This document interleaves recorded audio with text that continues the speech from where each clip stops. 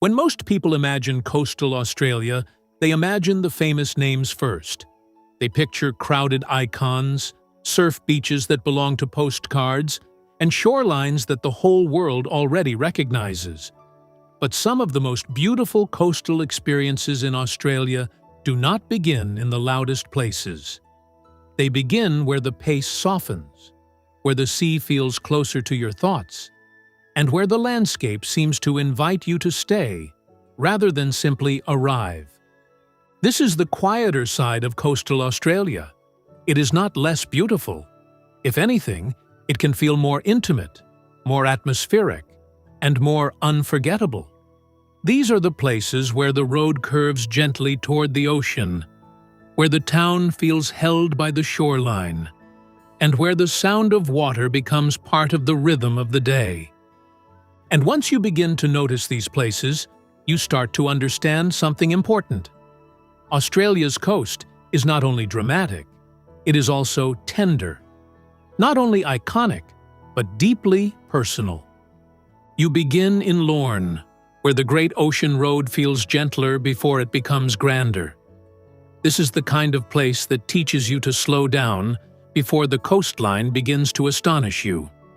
The road curves, the sea opens, and the town feels as if it has grown naturally between forest and shore. In Lorne, the sea does not overwhelm the town. It sits beside it, with confidence.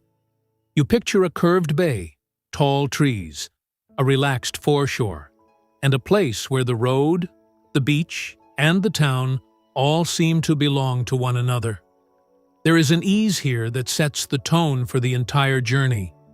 It feels beachside, but not hurried, scenic, but not showy.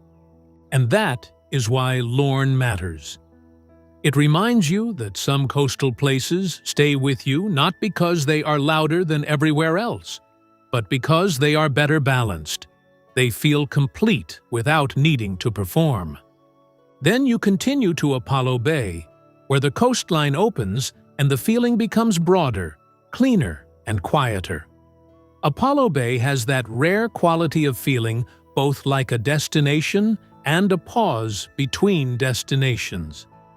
It is surrounded by one of Australia's most scenic coastal drives, yet it still feels unforced. You imagine standing where the beach meets a wide horizon, with low buildings behind you and the ocean stretching forward without drama. Nothing needs exaggeration here. The beauty is already complete. It lives in the space, the air, the slow movement of water, and the simple fact that this place still feels connected to the land around it. Apollo Bay teaches you something gentle. Not every beautiful coastline needs to feel wild. Some of the most restorative ones feel open, clear, and quietly welcoming. Some shorelines heal you simply by giving you room to breathe. Then the journey moves to the Sapphire Coast, where the sea seems to glow with a richness that feels almost too vivid to be real. This is the kind of coast that feels visually generous. You imagine headlands curving into calm bays, clear water meeting deep green land, and beaches that feel as if they were shaped for silence rather than spectacle. There is richness here, but it does not feel crowded. It feels layered. Water and forest, cliffs and softness, open shoreline and intimate corners. The landscape gives you contrast without conflict. Everything seems to belong to the same quiet world. When you travel through a region like this, you begin to understand that hidden coastal Australia is often about that balance. It is not only about dramatic scenery, it is about the way different kinds of beauty sit beside each other so naturally that the whole coast begins to feel like a conversation between land and sea. Then the light changes, and the coast becomes warmer and slower in Noosa. Noosa belongs in this episode not because it is unknown, but because it offers a quieter kind of coastal pleasure when approached the right way. It teaches you that calmness is not always found only in remote places. Sometimes it is found in the way you enter a place. You imagine early morning shoreline walks, bays framed by national park, soft light on the water, and a town that understands how to let the beach breathe. Nothing feels rushed. Nothing feels forced. The sea seems to arrive gently here, and the land receives it in the same way. Noosa reminds you that quietness is not always about distance from the world. Sometimes it is about atmosphere, the way a place holds itself when you step into it softly, the way beauty becomes more visible when you stop demanding that it entertain you. Then you head south of Adelaide to the Fleurieu Peninsula, where coastal South Australia becomes slower, softer, and beautifully composed. This is a coastal region that feels mellow rather than dramatic. You imagine a string of seaside places connected by open road, soft sea light, and the feeling that the coast is woven into everyday life.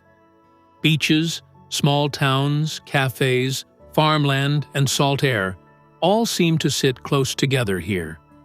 Nothing feels too far apart. Nothing feels disconnected.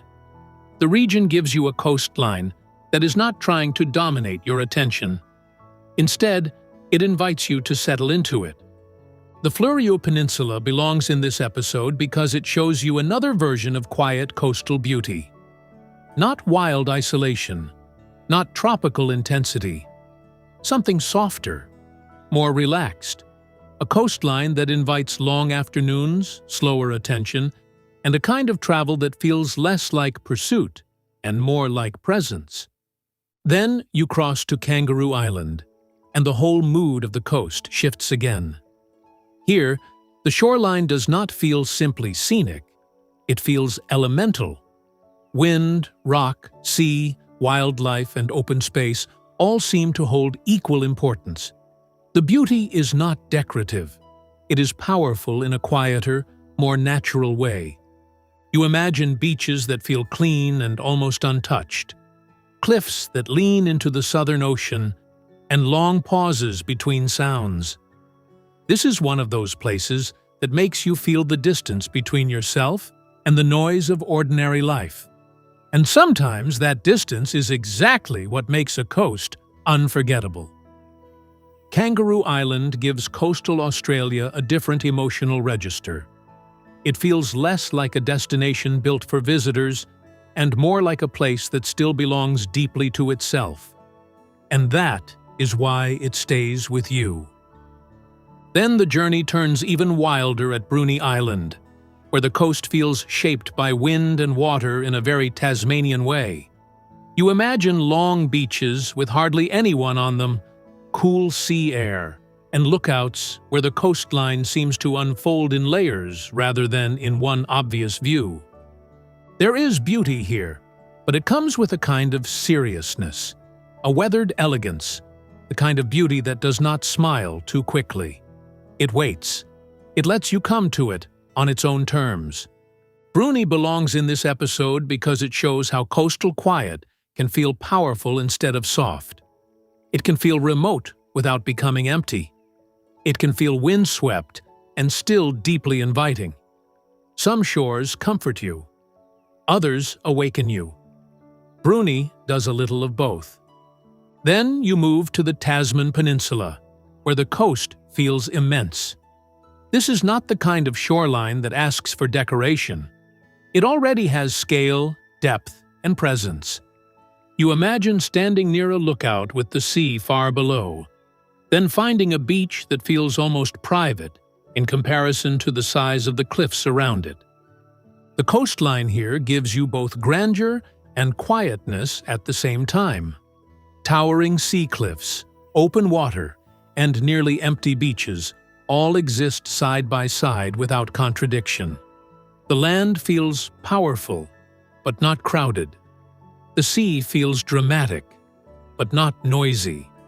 And perhaps that is one of Australia's coastal secrets. Some of its quietest places are not the smallest. They are simply the places where the land is still allowed to feel immense. and where you are allowed to feel small in a peaceful way.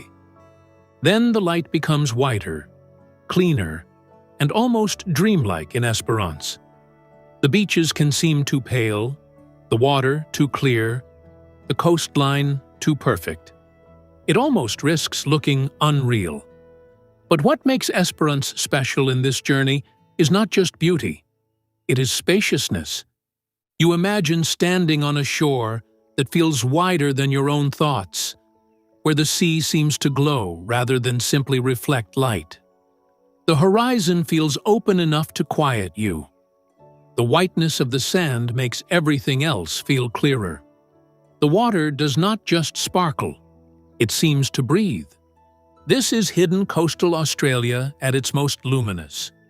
Quiet not because it lacks grandeur, but because it gives that grandeur room to breathe. It does not rush toward you. It waits for you to take it in fully. Then you follow the Southern Ocean to Albany and Denmark, and the mood shifts once more. This stretch of coast feels older, cooler, and more textured than the bright serenity of Esperance. You imagine granite headlands, shifting light, cool wind, and beaches that feel less tropical and more soulful. The coast here does not flatter itself. It reveals itself gradually, through weather, scale, and silence. It asks you to look longer, to notice texture, to notice mood, to let the landscape become meaningful through time rather than instant spectacle.